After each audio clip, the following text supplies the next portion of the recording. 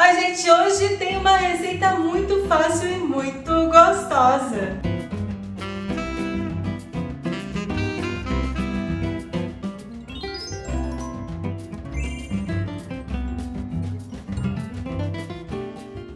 Então pega aí uma xícara de polpa de maracujá.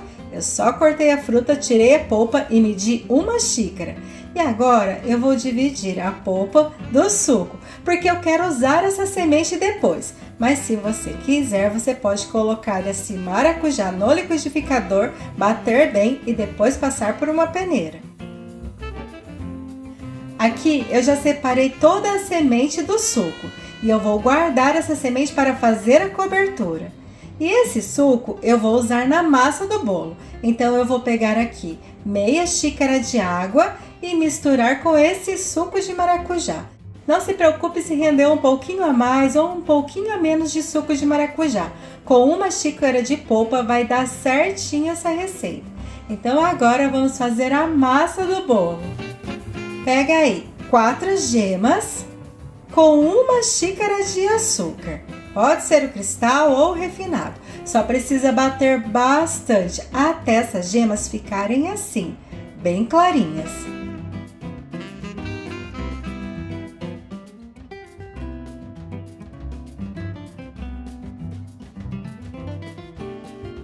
Agora coloca meia xícara de óleo e mais uma vez tem que misturar bem. Chegou a hora de colocar o suco do começo da receita, mas coloca só metade do suco e também uma xícara de farinha de trigo. Essa é a farinha do tipo 1 e ela não tem fermento. Passa rapidinho essa farinha por uma peneira e mistura bem até essa farinha desaparecer da massa. Prontinho, a farinha não aparece mais na massa, você já pode colocar o restante de suco e também mais uma xícara de farinha de trigo. Passa rapidinho por uma peneira para soltar bem essa farinha e o bolo ficar bem fofinho e mistura o tempo suficiente para essa farinha desaparecer da massa. Depois de misturar bem a farinha, a massa ficou assim. Bem cremosa, mas não é uma massa pesada, é uma massa bem molinha. Então agora vamos pegar as claras. Pega aí 4 claras e agora tem que bater bastante. Tem que bater bastante até elas ficarem bem firmes assim.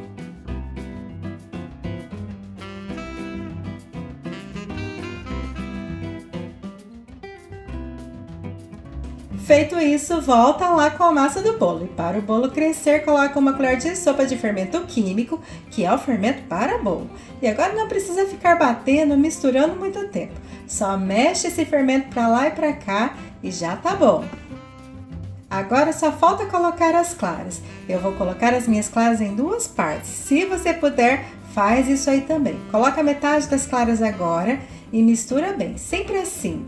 Puxando a massa de baixo para cima e cortando a massa. Vai batendo a espátula na massa como se estivesse cortando e vai puxando essa massa de baixo para cima. A primeira parte das claras já não aparece mais na massa, então agora é hora de colocar o restante das claras.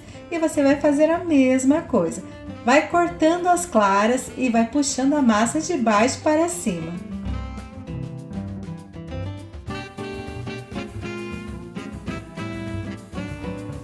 Agora sim, a massa do bolo está pronta de verdade. E olha como ela fica bem bonita, bem cremosa.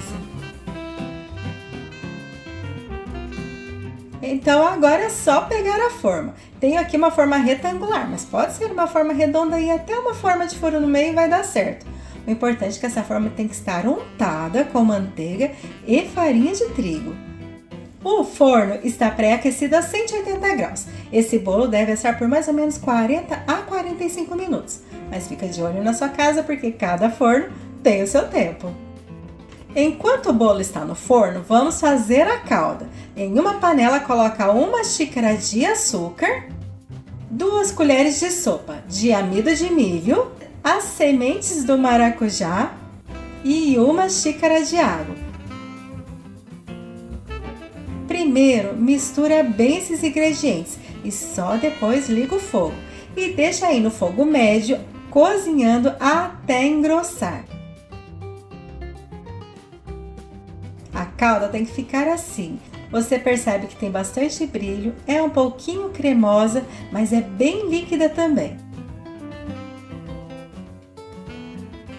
Depois de 40 minutos, o meu bolo já ficou pronto. Vou cortar em quadradinhos desse bolo. Não importa se é um quadrado maior, um quadrado menor, não tem problema.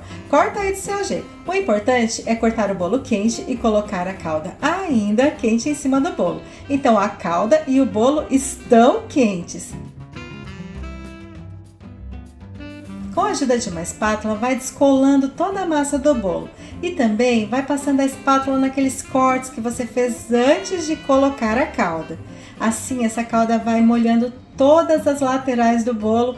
Quando você tirar as fatias, elas vão ficar bem bonitas e bem úmidas. Mas agora, deixa esse bolo descansar por pelo menos 1 hora. Depois de 1 hora, já dá até para tirar um pedacinho. Esse é um bolo que, quando esfria, ele vai ficar um pouquinho mais firme, mas fica tão bonito e tão gostoso que eu tenho certeza que vocês vão gostar dessa receita. Se vocês fizerem, voltem e venham me contar o que vocês acharam. Beijo no coração, fiquem com Deus e até mais!